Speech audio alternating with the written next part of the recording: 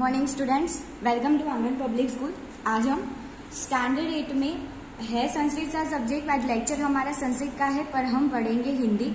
तो हिंदी में आज क्या पढ़ने वाले हैं, तो लास्ट लेक्चर में हमने जो चैप्टर समझा था, यानी कि जो पोएम के फॉर्म में था, उसका हमने जो अर्थ और जो मीनिंग था वो समझा था। आज हमें वही जो चैप्टर है वो क्या करना है, इसमें से समझना है, यानी कि आप लोगों को उसकी जो क्वेश्चन आंसर है वो समझने हैं वर्कबुक में से। तो हम देखते हैं उसमें क्या दिया गया है। तो चैप्टर 8 है माँ कहे कहानी, जो उसका साहित्य प्रकार है कविता है।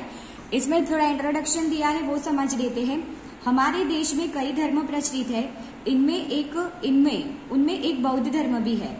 इस धर्म के प्रवर्तक गौतम बुद्ध जीव दया को बहुत महत्व देते थे। इस कविता में उन्हीं के जीवन की घटना संवाद शैली में प्रस्तुत की गई है। यह संवाद सिद्धार्थ की पत्नी यशोधरा और पुत्र राहुल के बीच होता है, और सिद्धार्थ ही आगे चलकर बुद्ध कहलाए। यानी कि राहुल और उनकी पत्नी यशोधरा के बीच में जो कॉन्वर्जेशन होता है, राहुल और जो उनकी माता है यानी सिद्धार्थ की पत्नी यशोधरा है, उनके बीच में जो बातचीत होती है इसमें दी गई है। तो हमने ये चैप्टर समझा था। कविता का अर्थ इसमें भी दिया है कि जो राहुल है वो अपनी माँ से कहता है कि मुझे कहानी सुनाओ। तो जो यशोधरा है वो उसके राहुल के पिताजी यानी सिद्धार्थ के बारे में ही वो कहानी सुनाते हैं, और जो हंस को बचाते हैं, और किस तरह मारने वाले से बचाने वाला ज्यादा शक्तिशाली होता है और उसे किस तरह महत्व दिया जाता है, उसकी बात इसमें की गई थी। तो कविता का सरल अर्थ समझते हैं। राहुल यशोधरा से कहता है, माँ एक कहानी सुनाओ ना। यशोधरा कहती है, बेटा तूने मुझे अपनी नानी समझ लिया है क्या? यह दासी मुझसे कहती है कि तुम मेरी नानी की बेटी हो। तुम मेरी नानी भले न हो पर उनकी बेटी तो हो, इसीलिए माँ कहानी सुनाओ ना, लेटे लेटे ही सुनाओ। एक राजा था या एक रानी थी, यानी कि कहानी किसके बारे में थी पहले वो बोलो। मेरे बेटे तू बहुत जिद्दी है, अच्छा सुन। एक दिन बड़ी सुबह तेरे पिता बगीचे में घूम रहे थे। उस समय वातावरण में मनपसंद खुशबू फैली हुई थी। वहाँ मनपसंद खुशबू फैली हुई थी। हाँ माँ, यही कहानी सुनाओ।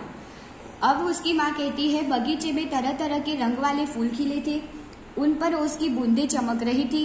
हवा के हल्के झोंकों से फूल हिल रहे थे, उन पर ओस का पानी लहराता था। राहुल क्या पूछता है? राहुल ने पूछा, क्या उन पर पानी लहराता था? हाँ, मुझे यही कहानी सुननी है। आगे देखते हैं। पक्षी मधुर स्वर में गा रहे थे। उसकी माँ कहती है, सुनाते कहानी आगे। अचानक एक हंस ऊपर से गिरा। वह पक्षी बाण से बिंध गया था, यानी कि उसे बाण लगा था, इसलिए वो घायल हो गया था। उसका एक पंख क्या था, घायल हुआ था। दुखी होकर राहुल ने पूछा, पंख घायल हो गया था? यह तो दुख भरी कहानी है। फिर से यशोधरा यानी उसकी माँ कहानी आगे सुनाती है। तेरे पिता ने चौंक कर उसे उठाया। उनके स्पर्श से पक्षी ने मानो नया जन्म पा लिया। उस समय शिकारी वहां पहुंचा। उसे इस बात का गर्व था कि उसका निशान सही बैठा है। क्या अचूक निशाने का अभिमानी? यह तो कोमल कठोर कहानी है। फिर से यशोधरा आगे कहती है, शिकारी ने तेरे पिता से घायल पक्षी मांगा, यानी कि जो हंस का उसने शिकार किया था वो उससे मांग लेता है, परंतु तेरे पिता पक्षी की रक्षा करने वाले थे। तब पक्षियों का मांस खाने वाला यह शिकारी पक्षी लेने पर अड़ गया, और वो जिद करने लगा, क्योंकि ये मेरा शिकार है, मैंने उसको क्या किया था, उसका शिकार किया था, इसीलिए उस पर मेरा अधिकार है, ऐसा शिकारी कहता है। राहुल बोला, वह अड़ गया, अब तो मामला बहुत बढ़ गया। इस प्रकार दयालु और निर्दय में बहस होने लगी। दोनों अपनी अपनी बात पर डटे हुए थे। बात न्यायालय में गई। वहाँ यह बात भी सभी ने सुनी और मालूम की। राहुल ने पूछा, क्या सभी ने बात सुनी और मालूम की, यानी कि सबने सच्चाई का पता लगाने की कोशिश की थी? तब तो यह बात चारों ओर फैल गई होगी, यानी व्यापक हुई थी, यानी बढ़ गई थी ये बात। यशोधरा कहती है, ये राहुल तू इस विवाद का निर्णय कर, यानी कि तू मुझे इस बात में बता कि न्याय किस पक्ष में लेता है। तू निर्भय होकर बता दे, इसमें विजय किसकी है। जरा तेरी बात भी मैं सुनूं, यानी कि मुझे पता चले कि तूने अच्छी तरह से कहानी सुनी है, तो इसमें न्याय किसके पक्ष में गया होगा। कोई निर्दोष को मार। राहुल कहता है, माँ मैं क्या बताऊं, मैं तो बस कहानी सुन रहा हूँ। कोई निर्दोष को मार रहा हो तो दूसरा उसे क्यों न बचाए। न्याय तो वही है जो दया के पक्ष में हो, जो मारने वाले के पक्ष में नहीं, बचाने वाले के पक्ष में हो। यानी कि न्याय किसे कहते हैं कि जो मारने वाले को नहीं, परंतु जो हंस था वो किसे सौंपा जाए, जिसने बचाया था उसे सौंपा जाए। राहुल ने कहा, क्या दया न्याय का दान देती है? यशोधरा बोली, तूने सचमुच कहानी समझ ली है। तो अब हम यही जो इसका अर्थ समझा, अब इसके क्वेश्चन आंसर समझते हैं। क्वेश्चन नंबर 9, निम्नलिखित प्रत्येक प्रश्न के उत्तर के लिए दिए गए विकल्पों में से सही विकल्प चुनकर उसका क्रम अक्षर प्रश्न के सामने दिए गए बॉक्स में लिखिए।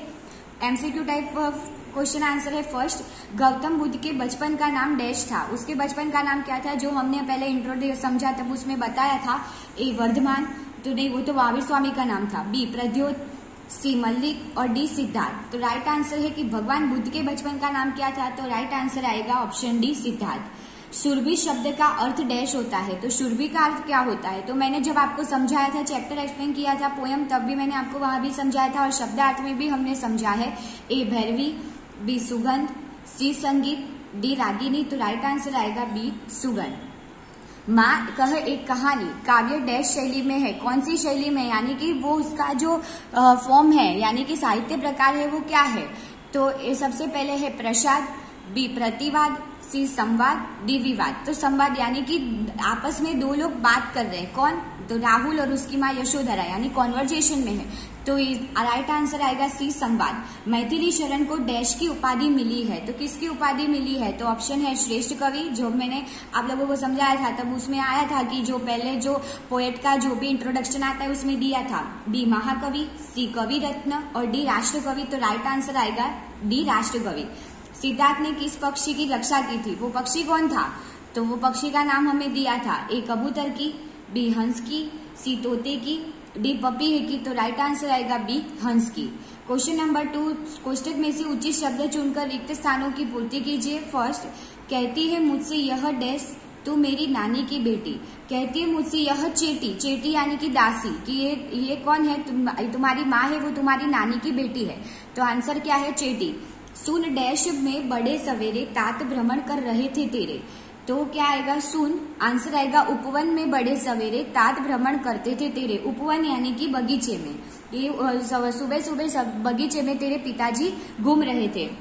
सहसा एक अंश ऊपर से गिरा डैश होकर खगसर से। तो क्या होकर गिरा था? तो आएगा विभद होकर गिरा था। तो विभद यानी कि जो घायल होकर वो खगसर से, यानी कि बाण वाले जो शरीर से, बाण लगा हुआ शरीर से वो नीचे गिरा था। तब उसने जो था खगभक्षी डैश करने की ठानी। तो कैसा था वो खगभक्षी यानी शिकारी? कैसा था? तो हठी था, यानी जिद्दी था। तो आंसर आएगा कि उसने क्या की थी? जिद की थी, हट की थी। तो आंसर है हट। रक्षक पर भक्षक को वारे, न्याय डैश का दानी। तो आंसर क्या आएगा? न्याय दया का दानी, यानी कि दया है राइट आंसर। क्वेश्चन नंबर 3, सही वाक्यांश चुनकर विधानों को पूर्ण कीजिए। फर्स्ट, सिद्धार्थ चौंक गए क्योंकि। तो ऑप्शन देखते हैं। उनके पाव के पास एक बाज आकर गिरा। नहीं, बाज तो इसमें था ही नहीं। उन्होंने दूर किसी की चीखने की आवाज सुनी। नहीं। क, ऊपर से एक घायल हंस नीचे गिरा। तो आंसर आएगा ऊपर से एक घायल हंस नीचे गिरा। सेकेंड नंबर है, आखेटक को इस बात का गर्व था कि। किस बात का गर्व था उसे? आखेटक यानी शिकारी को। मैंने आप लोगों को बताया था, उसने सिद्धार्थ को पराजित किया नहीं, उसके साथ तो युद्ध ही नहीं हुआ था। उसका निशाना अचूक रहा, यानी वो निशाना चूका नहीं था, किसी को लगा था। सी, उसने एक हंस का शिकार किया। उसे पता नहीं था कि वो किसका शिकार करने वाला है, पर उसने जहां बाण चलाया वो निशाना उसका अचूक रहा, यानी चूक नहीं गया। तो आंसर आएगा ब, उसका निशाना अचूक रहा। थर्ड नंबर, घायल पक्षी पर अधिकार का विवाद तब सुना और सबने सुना और सबने जाना जब कहा गया था। वो जो पूरा जो मामला था वह न्यायालय में पहुंचा। ब, वहां सिद्धार्थ और आखेटक विवाद करने लगे। क, जब बहुत से लोग इकट्ठे हो गए। तो राइट आंसर आएगा वह न्यायालय में पहुंच गया। नेक्स्ट, क्वेश्चन नंबर 4, निम्नलिखित प्रश्नों के उत्तर एक एक वाक्य में लिखिए। फर्स्ट, राहुल ने माँ से क्या आग्रह किया। तो क्या आग्रह करता है राहुल? तो आंसर देखते हैं। राहुल ने माँ से एक कहानी सुनाने का आग्रह किया। सेकेंड, राहुल के पिताजी कहाँ भ्रमण करते थे, कब? तो राहुल के पिताजी बड़े सवेरे बगीचे में भ्रमण करते थे। थर्ड, राहुल को कहानी कैसी लगी? तो राहुल को कहानी अत्यंत करुणा भरी लगी। 4 नंबर, आखेटक ने राहुल के पिताजी से क्या मांगा? तो आखेटक ने राहुल के पिताजी से अपना शिकार मांगा। राहुल के पिताजी यानी सिद्धार्थ से। 5 नंबर, माँ ने राहुल को किस पर निर्णय देने के लिए कहा? तो क्या कहानी के बाद वो पूछती है ना कि न्याय किसके पक्ष में होगा। तो माँ ने राहुल से इस पर निर्णय देने के लिए कहा कि न्यायालय में पक्षी को मारने वाला जीतेगा या उसे बचाने वाला। नेक्स्ट, क्वेश्चन नंबर 5, निम्नलिखित प्रश्नों के उत्तर 2-3 वाक्य में लिखिए। फर्स्ट, पक्षी किस दशा में नीचे गिरा था, यानी कि जब वो नीचे गिरा तब उसकी हालत कैसी थी। आंखें टक, यानी कि शिकारी, में भी आंखें टक याद ना है तो शिकारी लिख सकते हो। आंखें टक के बाण से बिंद कर पक्षी घायल हो गया था। उसके एक पंख पर क्या लगा था, बाण लगा था। सेकंड है, घायल पक्षी को किसने उठाया और उठाने पर हंस को कैसा लगा। तो घायल पक्षी को किसने उठाया, राहुल के पिता ने या सिद्धार्थ ने उठाया। उनका स्पर्श पाकर पक्षी को लगा कि जैसे उसने नया जन्म पाया हो। नेक्स्ट है, आंखें टक को किस बात के लिए अड़ गया था। तो आंखें टक इस बात के लिए अड़ गया था कि उसने पक्षी का शिकार किया है, उसका शिकार उसे मिलना चाहिए। नेक्स्ट है क्वेश्चन नंबर 6, निम्नलिखित प्रश्नों के उत्तर लिखिए। फर्स्ट, उपवन की शोभा कैसी थी, यानी कि जो पूरे बगीचे के बारे में जो हमें बताया गया था इसमें, तो वो लिखना है। उपवन में तरह तरह के रंगों वाले फूल खिले थे। उन फूलों पर ओस की बूंदें क्या थी, चमक रही थी। ये हमने सब पढ़ा है। हवा के हल्के झोंकों से जब वे बूंदें एक दूसरे से मिलती थी तो उनमें लहर सी उत्पन्न हो जाती थी।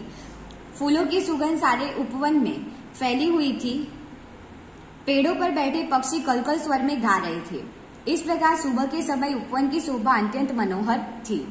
नेक्स्ट, माँ से कहानी सुनकर पुत्र ने क्या निर्णय सुनाया। तो पुत्र छोटा था पर बुद्धिमान था। माँ से कहानी सुनकर उसने पक्षी के प्रति सहानुभूति उत्पन्न हुई। उसने कहा कि यदि कोई किसी निर्दोष को मारे तो दूसरा उसे क्यों न बचाए। न्याय में दया की भावना होनी चाहिए। इसीलिए रक्षक यानी बचाने वाला हमेशा भक्षक यानी मारने वाले से बड़ा होता है। नेक्स्ट है, चित्र के आधार पर अपूर्ण काव्य को पूर्ण कीजिए, यानी कि आप लोगों को जो चित्र दिया है नीचे उसको पोयम के फॉर्म में वो दिया गया है, उसे हमें कंप्लीट करना है। तो एक लड़का है, वो क्या कर रहा है, पौधा है वो उगा रहा है। लड़की पानी दे रही है क्योंकि उसके पास पानी डालने का जो है वो है जो उसके पास है। तो देखते हैं, माँ मुझको पौधा दे दे, मैं वृक्ष लगाऊंगा, रोज उसे दूंगा मैं पानी, बता गई है जैसे नानी।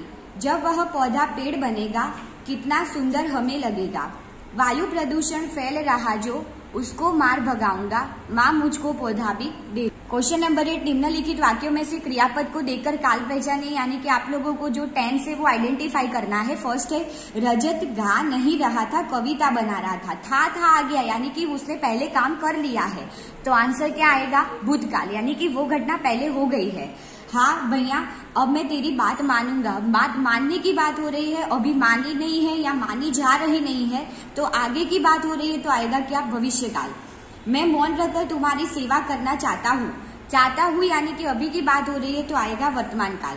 तुम्हें देखकर मेरा हृदय शीतल होता है, तो अभी की बात कर रहा है क्योंकि अभी जो क्रिया हो रही है उसकी बात हो रही है, तो आएगा वर्तमान।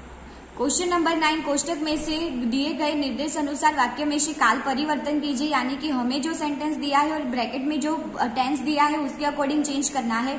मैं अहमदाबाद जा रहा हूँ, तो उसे कहा, वो जो सेंटेंस है उसे किस में कन्वर्ट करना है, भविष्य काल में, यानी कि फ्यूचर टेंस में। तो मैं अहमदाबाद जाऊंगा, यानी कि जा रहा हूँ वर्तमान काल है, पर जाऊंगा यानी कि जाने वाला हूँ, गया नहीं अभी, तो क्या आएगा, भविष्य काल। मेहुल मुंबई गया था, तो वो भूतकाल है, गया था वो क्रिया कंप्लीट हो गई है, तो वर्तमान काल में उसे करना है कन्वर्ट, तो मेहुल मुंबई जा रहा है।